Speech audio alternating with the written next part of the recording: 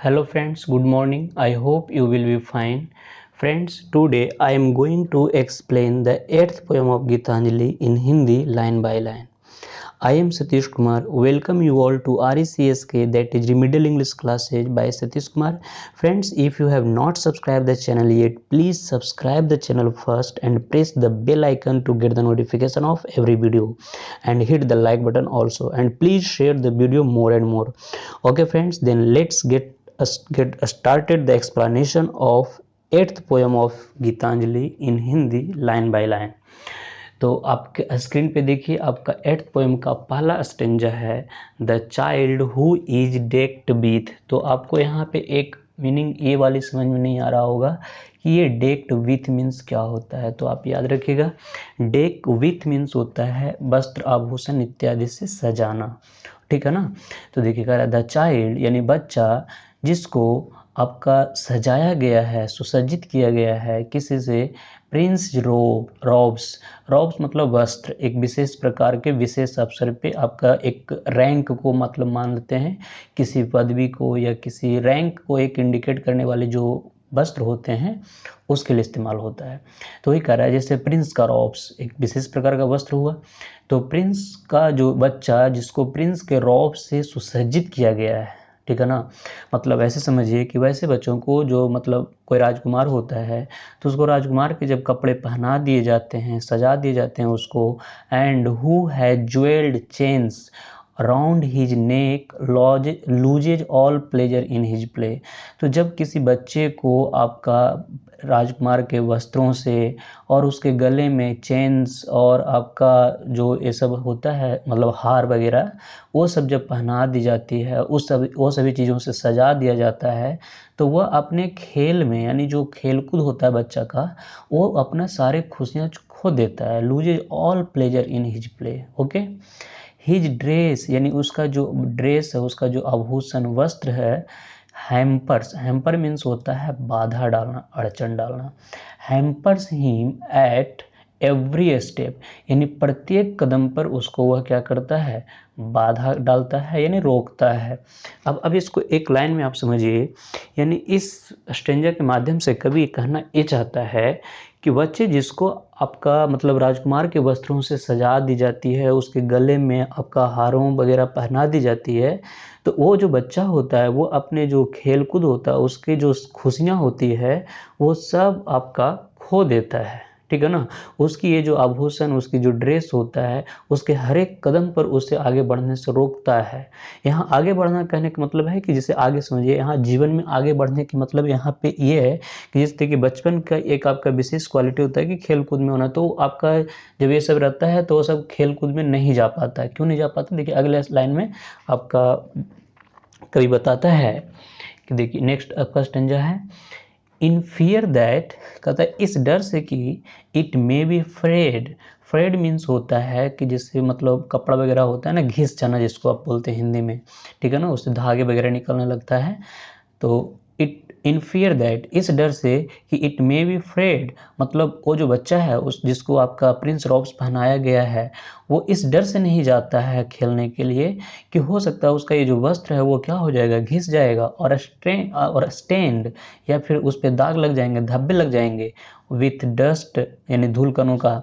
He keeps himself from the world, और इस तरह से वो अपने आप को पूरी दुनिया से अलग रखता है। And is afraid even to move, और यहाँ तक कि वह चलने से भी डरता है, ठीक है ना। वो आगे नहीं जाना चाहता है, मतलब किस लोगों के साथ नहीं आना चाहता है। ओके फ्रेंड्स, तो आशा करते हैं कि आपका क्लियर हो गया होगा, ठीक है।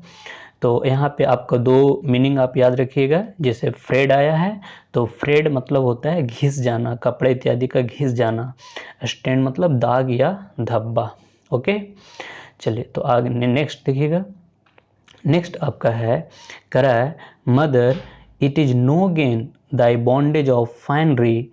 यहाँ पे आपको बच्चा मतलब बोलता है कि इट इज नो गेन, इससे कोई लाभ नहीं है। दाई बॉन्डेज, देखिए दाई के बारे में हमको हमेशा बताते आ रहे हैं कि ये जो दाई है ये आपका यू का पॉजेसिव फॉर्म है। ओके, ये जो आपका दाई है ये यू का क्या है, पॉजेसिव फॉर्म है। तो इसको हम आपको पहला वीडियो में आपको दे रखे हैं, इसका पूरा लिस्ट आप जा कर के वहाँ से भी देख सकते हैं, ठीक है ना। दाई आपका क्या है, यू का मतलब जो आप पहले मतलब जो अभी हम लोग यू जानते हैं जो सेकंड पर्सन का, तो ओल्ड इंग्लिश ग्रामर में जो आपका दाऊ THOU ये आपका सिंगुलर फॉर्म हुआ करता था और उसका ये पॉजेसिव फॉर्म होता है दाई, ठीक है ना। तो इसका पूरा लिस्ट आपका कौन दाऊ दी दाइन का पूरा लिस्ट हमने फर्स्ट पोएम के लास्ट में दे रखा है, आप वहाँ से उसका स्क्रीनशॉट ले लीजिएगा, ठीक है ना।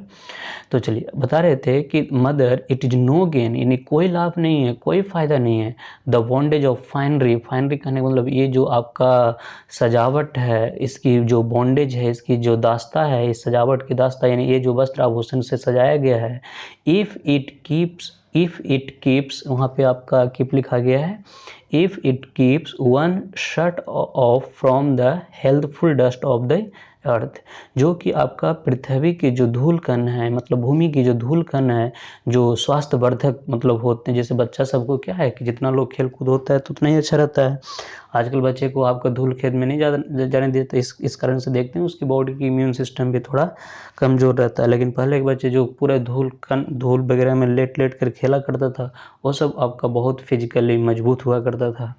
तो वही कह रहा है कि if it keeps one shut off from the healthful dust of the earth, यानी ये जो मिट्टी का स्वास्थ्यवर्धक धूल कण होता है वो सभी से अगर उसको दूर रखता है, if it rob one of the right of entrance to the great fair of common human life, और यदि ये जो वस्त्र है यदि ये इसको छीन लेता है, रॉब यहाँ मतलब लूट लेना, छीन लेना, अगर ये छीन लेता है कि एक आम आदमी की जो जीवन है उसमें इन करने से, उसमें प्रवेश करने से, तो इसकी कोई फ़ायदा नहीं है।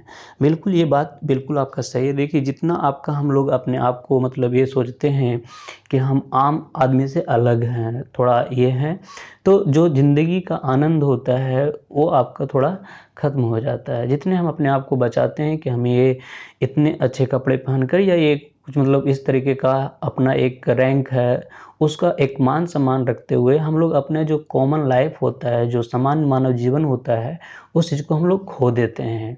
यही आपका इस कविता में आपका कवि कहना चाहता है। ओके फ्रेंड्स, आशा करते हैं कि समझ में आ चुका होगा।